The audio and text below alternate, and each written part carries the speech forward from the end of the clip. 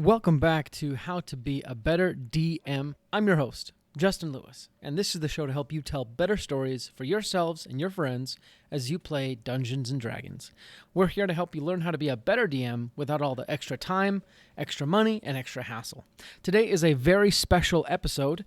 As you might know, we recently started offering our services out as professional dungeon masters. And today is one of our clients. They were gracious enough to allow us to record the session. So I'm going to give you the first 30 minutes or so. And if you're interested in also hiring us as your dungeon master, you can go to sessionzerostudios.com/DM4hire. That's DM, the number 4, hire. Some things you need to know about today's session. It is a one-shot that I wrote myself in my own homebrew world of integrity. Also, it contains a couple of players who are first-time D&D players. So be patient with them, be patient with me. Lastly, I'm only going to give you the first 30 minutes of this show. If you really like this one-shot and you want to see what else happens, you have two options. One, you can reach out to us in our Discord, or two, you can pay us to be your professional dungeon master, and I'll run you through this one-shot. Without further ado, though, let's get to today's show. To whom it may concern. I sincerely hope this letter finds you in good spirits. My name is Willis Novan, and I am a professor of archaeology at the United College of Wisdom and Wonder at the city of Grandeur. And while I am from the north of the Empire, I've traveled far and wide in pursuit of knowledge. And I assume that you and your band of travelers have also adventured widely, based on your reputation. I was in fact recommended to you from a mutual contact, the mayor of Tinith Ara. That was the little town where you solved that not-so-small goblin problem. And based on his description, you will be more than capable for the task that I have for you. I will pay for your travel to the city of Dolan in the Luminary Prefecture. If you can meet me in the Hellengrass Tavern in 4 days, I will explain the rest to you and give you a down payment for your services. Let me just leave you with this. If you agree to take on this task, you will help me uncover something the world hasn't seen for eons. I will say more in person, but suffice it to say that there are others who want this information that I have. I will see you in 4 days. Professor Willis Novan.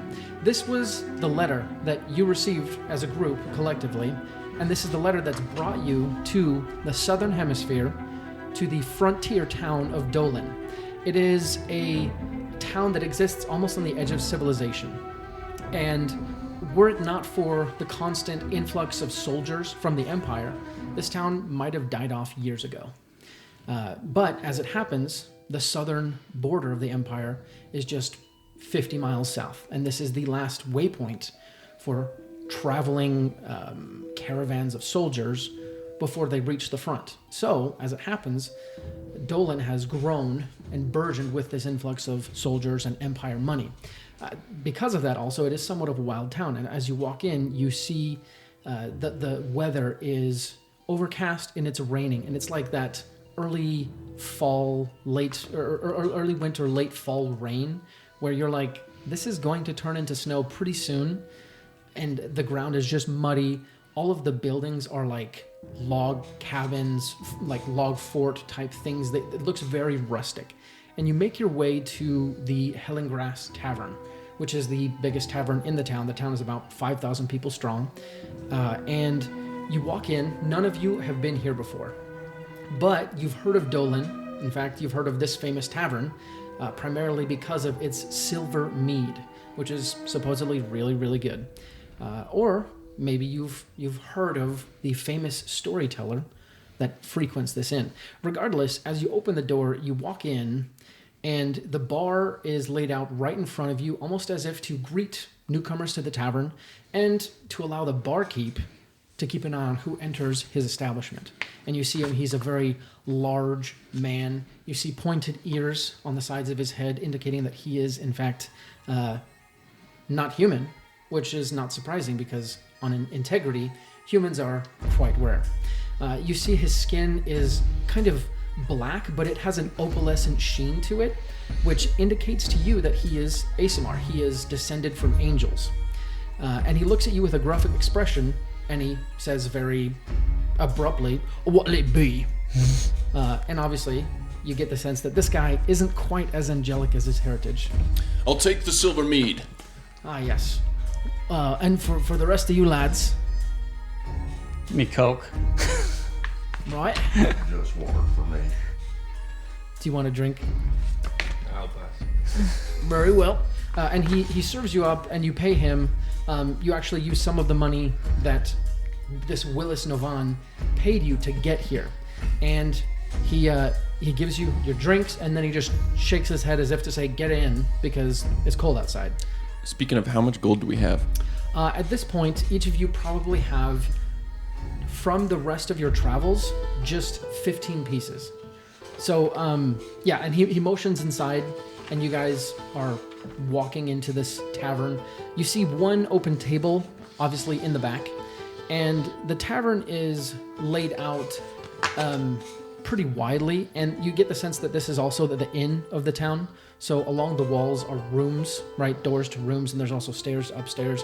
It's kind of crowded because obviously, why spend extra money to build an extravagant place when you're in a frontier town like Dolan? But you go to the empty table and you sit down and you start drinking.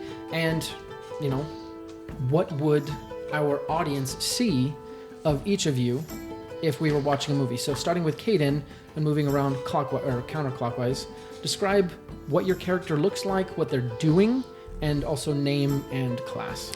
So my character is Matsili, and he's a bard.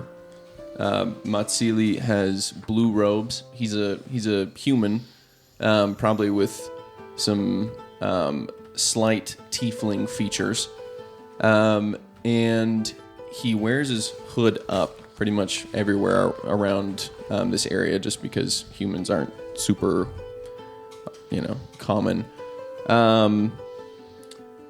Yeah, so that's pretty much it. Like he has a lute that he carries on his back, and then like a kalimba that is strapped across the front. What's a kalimba? It's like a finger piano, you know? Oh, yeah. Yeah. Hell yeah. I actually have one upstairs I was going to grab for this. Is he playing the background music right now? Oh, for sure. Yeah, he walks into the tavern and like joins the band immediately. Wonderful. My character's name is Oni. He is a half-orc, but when you look at him, he's not very green. He's definitely more white, almost like albino. And if you get close up to him, you see just tons of just mini little scars, just scratches across his face and across his forearms. But typically, he keeps himself pretty wrapped up in just kind of common linens. It's like Kelsier. Yeah, a little bit. Yeah. Okay. Yeah. It's like Also, Mistborn. Have you guys read Mistborn? Miss what? No, it's more nerd stuff. Yeah, Okay. just Yeah, I heard that too. I was like, this is Philippe's like, wait a second. nobody reads porn. Mistborn. Not Mistporn. He keeps a big one-handed axe on his side because he is a large barbarian. Love it. All right. Okay, let's see. My character is, I don't even know how to pronounce this, but he's a bird person. Aarakocra. Aarakocra. Bird person. Kind of looks like a cross between, a falcon and an eagle. Kind of has like the falcon features, but is a little larger for a falcon person. Nice. And with a hint of kind of, he's white with, his feathers are white with kind of at the tips orange and red, kind of like almost like flame. So it kind of gives this like flame-esque, appearance. Nice. And let's see, he's got an eye patch. I love it. He's a warlock, right? Yeah, he's a warlock. I love it. And what's his name? His name is Eaglehammer. Eaglehammer. And did you go with an imp for your... Oh, I think I did. Yeah. I think I have an imp. What's your imp's name? Oh, shoot. So you have like a little devil on your shoulder. Or maybe he's not on your shoulder right now. That's interesting. Man, this stuff has got to come up with a name. We can come back to it. Oh yeah, we'll come back to Okay, the that's fine. name for the imp. Cool. So Philippe, yes, what would you Lamp. like to describe about your character? So my character is a variant human. Mm-hmm. His name is Thunderdy. Thunderdy. That's his last name. There's Thunderdy. There's Thunderdy. I like Thunderdy better. Thunder Daddy. That's what we call him in the group. No. It's just thunder, but dirty. It's Thunderdy. Thunderdy. Thunderdy. Interesting. What else do you need to know? What's your class? My class. You're a monk. I'm a monk. That's right. And what does your character look like? What are some of his features? So he is not super skinny, but slim. Okay. Around like 5'6" maybe. So not Nice. huge. Pretty tall guy. He's blind as well. He's blind. Yes. Hell yeah. Yes. I like That is that. cool. So he can, sense. He's stuff got around. blind sense, maybe, Oh, that's or cool. blind sight. Yeah. No, that's awesome. I love it. But yeah, he's just chill right now, just chilling at the table, and didn't decide to take a drink because that guy sounded like kind of weird. So he was like, I'm just gonna sense the space, and he's just like not looking around because he can't. He's doing the Toph thing, He's like hitting the ground and. Yeah. He's just sensing. Have you guys seen sensing Avatar: space. The Last Airbender? Yeah. Okay, there you go. Yeah. I love it. So some natural insight here into this town is new to all of you, and Ferris naturally is thinking, I don't necessarily trust everyone here, right? So refusing the drink, trying to keep his senses aware. I love it. As you sit and sip your drinks, you notice something curious. Wish we had a camera. An old man enters the tavern, and he's wearing like a full kind of waterproof cloak. He nods to the barkeep, walks in without even saying anything, and proceeds to a corner of the room that is kind of directly within eyesight of you guys. And you see there's just a single stool that's sitting over there. And the old man sits down, and then he pulls back his hood. He's completely bald, and he has a really trim white beard that's almost square, and his skin is really wrinkly. He's very tan, and his eyes are like bright blue, and they seem quite striking. Okay, and he sits down and he kind of props himself up on the stool, and he says, "Well, my children, here we are again. What tales do your hearts fancy?" And almost immediately, you see the crowd in the tavern. You start hearing the patrons call out. You hear one in the back, "Tell us about the one about Baron Tari May and his loot of luck." And then another one says, "No, tell us about the one of the dawn of our era." And then still one other says, "No, tell us about the mistress of the mists, who can gift a miracle to a soul brave enough to walk with her for a night." The man seems to laugh. And as he looks to each speaker, he gauges the interest of the crowd. And finally, you hear a strange voice in the back. "Tell us, storyteller, of ages past, when the world knew a different people." And that one voice seems to ring out louder and clearer than the rest. "Ah, you wish to know of our predecessors. This is a tale only few know of, to be sure. Most speculate, many prevaricate, but you are in luck, my friends, because I was there. Millennia ago, I was there, walking in the footsteps of gods."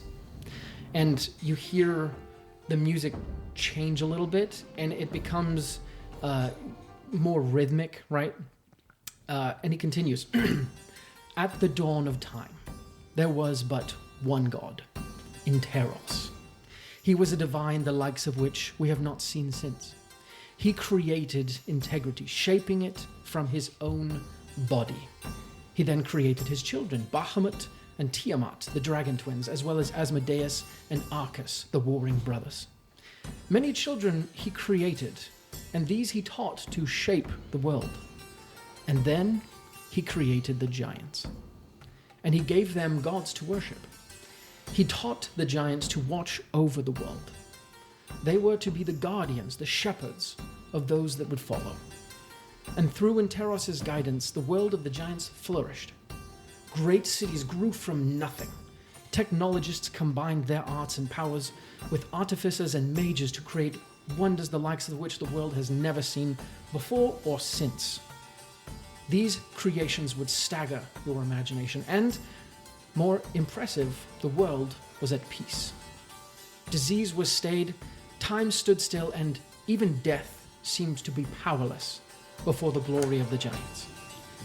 We had our gods then: Strongmouse, Thrym, Surtur, Grolantor, Carontor, Scoreus, and their sisters all walked among us. We were the Falakim, the elder children, and the heirs of the shepherds. And Interos was proud, but we were all blinded by pride. Out of the void came the seed.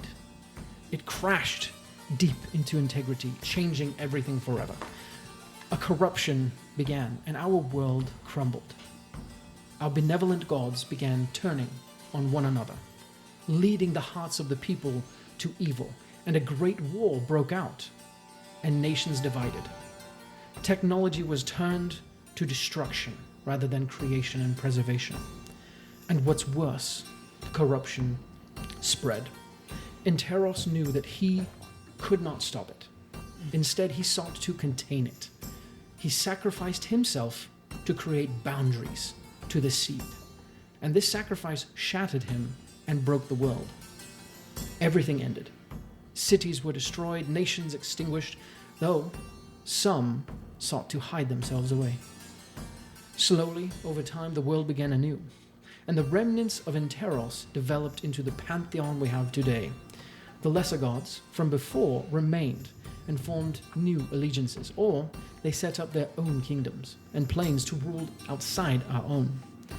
I alone witnessed the sad destruction of the giants, from their former glory to the present day. And today you may see a lone giant walking solitary on the mountainside. You may fear, but do not fear, my children. Instead, weep, for they have lost more than you will ever know. Weep for those who walked before you. And then the tavern is silent. And then from the back you hear, "But you're not a giant, you old codger!" And the whole tavern erupts into laughter. And at first the old man is slightly frustrated. And then he smiles and chuckles to himself. And then he continues telling a story about a halfling who found his way into the cave of a dragon. But as you see that very interesting situation, you look up and there are two figures standing in front of you. Do you want to play Dungeons and Dragons with me? Well, you know you can. We offer professional dungeon master services. That's right. All of our podcast hosts are professional game masters that you can hire for your private or corporate Dungeons and Dragons game. We can do one-shots or long-term campaigns. And if you want to schedule your first session with us, go to sessionzerostudios.com/dungeon-master-4-hire and get started. As an added bonus, because we are still in our introductory launch phase of this service, currently we are offering professional dungeon master sessions for $10. That's right, $10. And let me tell you, this offer will not last forever. We only have a certain amount of time in the day. We only have a certain amount of time each month. So if you want to schedule your D&D session with one of us as your dungeon master, go to sessionzerostudios.com/dungeon-master-4-hire and hire us today. Thanks again for listening to our show.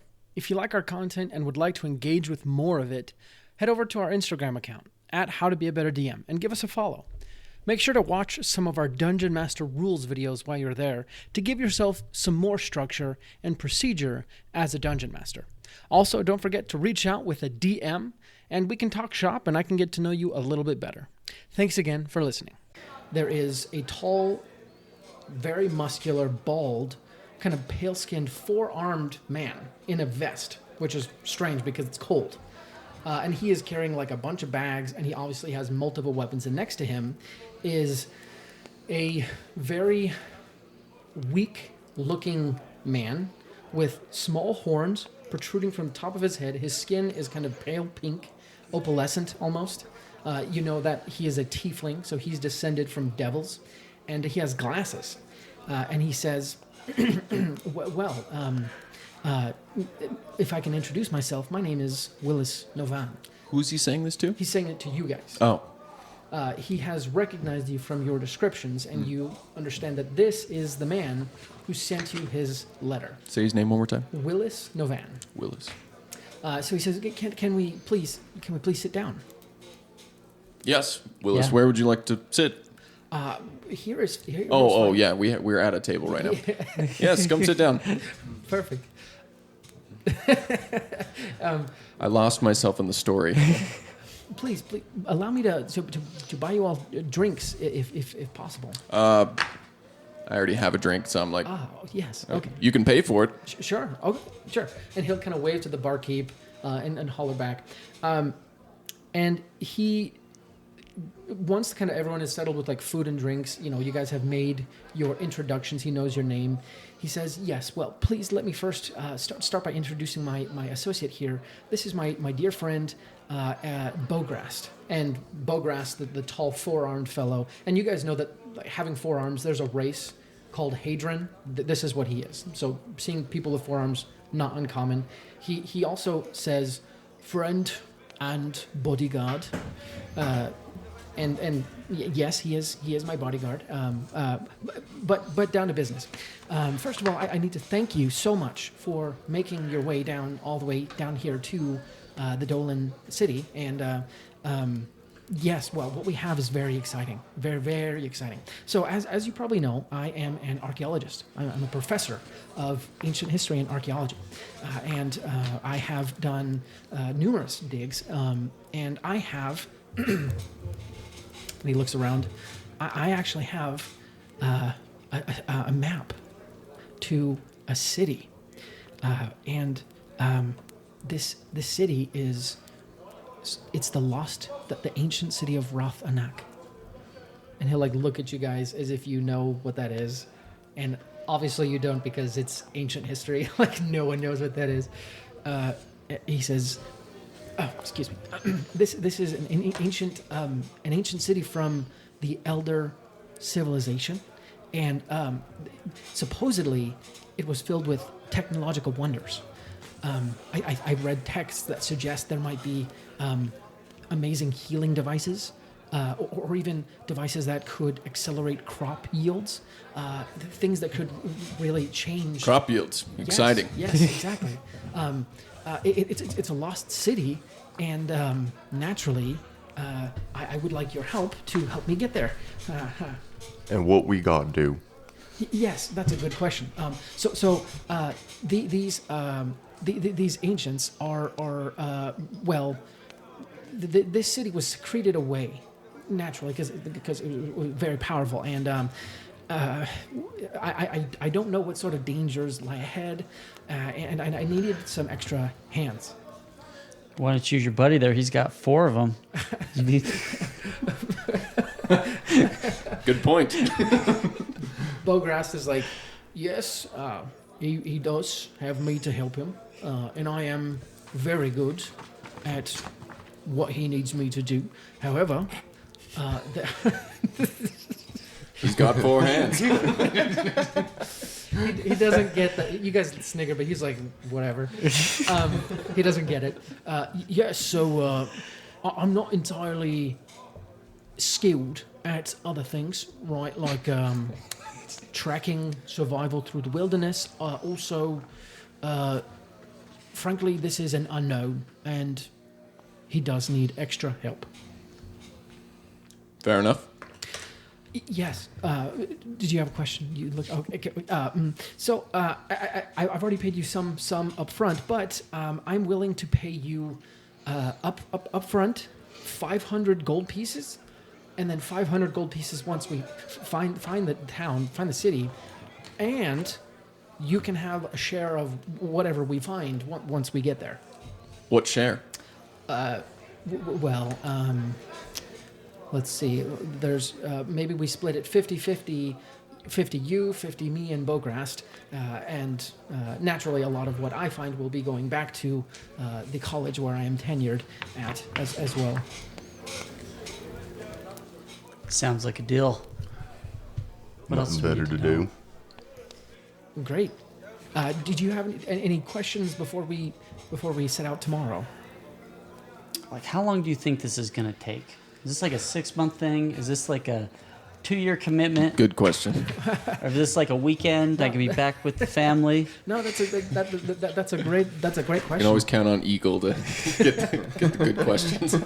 No, excellent question. So the map indicates that the entrance is like 50 miles away. So my guess is hopefully we'll be back within 2 months. Oh, mama. Gosh. Are we walking? Yes. So I'm going to fly part of the way. Yeah, take me with you. So the entrance is actually it's about 50 miles due southwest. So based on what you know of the region, the region you're in is kind of set up like this. So the sea is over here, and he's pointing like straight towards the mountains that create the natural barrier between Bastion, which is the country you're from and in, and just the wild lands, the roaming nomadic tribes, but behind it. The mountains are pretty craggy, so you know you will be going on an incline basically the whole way, and it's like going from, Juneau, Alaska, towards the Arctic Circle. That's essentially what's going to happen. Just like old times, Thernus. Just like old times. Wait, okay, so how do we know each other? Yeah. So we've been an adventuring party for Yes. some time. Okay. Yeah. But So- I was making a joke just from climbing. Like the craggy pass, dude. I love it. Yes, and actually that's a good question. Just to remind you, Willis, one sec. Willis, he found out about you because you helped a town up north deal with like a raiding goblin problem, and the mayor recommended you to Willis. Got it. Philippe. Do we know of any other group that is trying to find the same place? Oh, I like that question. Well, there's always Are the competing- Germans after it? Or the Russians. or the Germussians. Well, there are always competing scholars and things like that. To my knowledge, no one has gotten this far. I did have someone tailing me back in Bastion, the capital, when I switched. Not switched. When I stayed there, but we lost them pretty handily, and we haven't seen them since. Yes, go ahead. With the map that you found, did you find any text that says that we will find some kind of danger or? Yeah, what is that this all protects the based on? place? I mean, I know you can't get too deep because we're not scholars, but what is this evidence based on? Yes. So I first read about Rothanak many years ago in a book. It described a city of wonders that had sunk beneath the world at its reshaping, and it described this city as kind of the jewel of their civilization, or one of them. It was fabled to be a place of great healing and peace, and frankly, wonders, just technological wonders.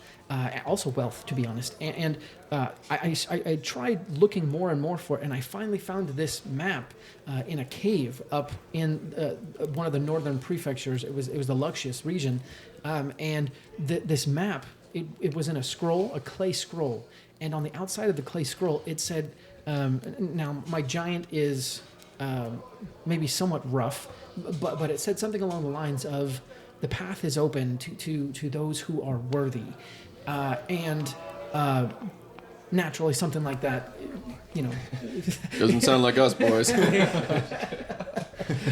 Well, I'm sure it's more metaphor than anything, but yes. So I was thinking we could head out tomorrow after you have some time to prep for this trip. Naturally, you'll need to acquire clothing and things like that. But if you want to find any other sort of things in town to prepare, you can absolutely do that. I'm going to cast Detect Thoughts. Okay. And it's just like, at this point, I pull out the kalimba and just kind of lazily plucking it. Okay. But that is kind of the resonance that is allowing me to hear what everybody's thinking. Okay. Would you explain like what you're doing just for Philippe Yes. and Josh? Yes. So I'm casting a spell, which we might have forgotten to add your guys' spells. So we might need to pause and do that. Yeah. So he's a monk. He shouldn't shouldn't that's have true. any spells. Warlock, Warlock should have like Eldritch Blast, and 4 or 5, so it should be pretty quick if you want to do that. cool. Anyway, so what do you want me to explain? So you can hear what I'm thinking. Well, yeah. Tell us what you're Yeah. doing. Like, I don't know Okay. that was an option to cast spells. Yes. So I'll explain, and then maybe you can help him pick some spells in the meantime. Okay. So essentially, based on different classes, right? You can cast certain spells. So as And you can a- do it anytime. sort There's of. not like, Yeah, you can do it anytime. I thought maybe it was when you ask us, like, okay, what are you going to do? Then you have a chance to cast spells, or you can just willy nilly, like, You can do it willy nilly. this guy, like, casting a spell. Yeah, you can do anything at any time. Yes, within limits. So, for example, No as a farting in the table. you can do that. No, you can. Yeah. That's how you cast the spell. Maybe it is. There are limits. So, for example, as spellcasters, the idea is it kind of taps into your natural energy to cast the spell. So, there, mechanically speaking, you have a certain number of slots that you can use, and once you're done, you don't get those reset until you take what's called a long rest. Essentially, you sleep it off. As a monk, you work differently, right? You don't tap into magic. You tap into sort of the energy of your soul. And you use what's called key points, which is just the mechanical term of like collecting your energy to the points you need to and then doing things with it. So as a monk, you can do what's called flurry of blows. Yeah, exactly. So you can hit more, you can do certain things. So but we'll get to that. So let me read Detect Thoughts. So first of all, let me just mention visual, somatic, and verbal. Or material, somatic, and verbal. What is the material? A copper piece. Well, I guess you have your spell focus. Okay. Go ahead and make a stealth check for me. Oh, yeah, sorry. We'll take a break. Thank you for listening to today's show. Like I said, if you liked this episode, reach out to us on Discord. We can supply the rest of the session so you can listen to it. Or if enough people reach out, we'll just put it up on the main feed of the podcast. And if you're interested in us being your professional dungeon master, go to sessionzerostudios.com/DM4hire. Again, thanks so much for listening, and we really appreciate your support. We're going to be back next time with another amazing handcrafted episode just for you. But until then, let's go ahead and roll initiative. Brought to you by Session Zero Studios. For more information, visit sessionzerostudios.com.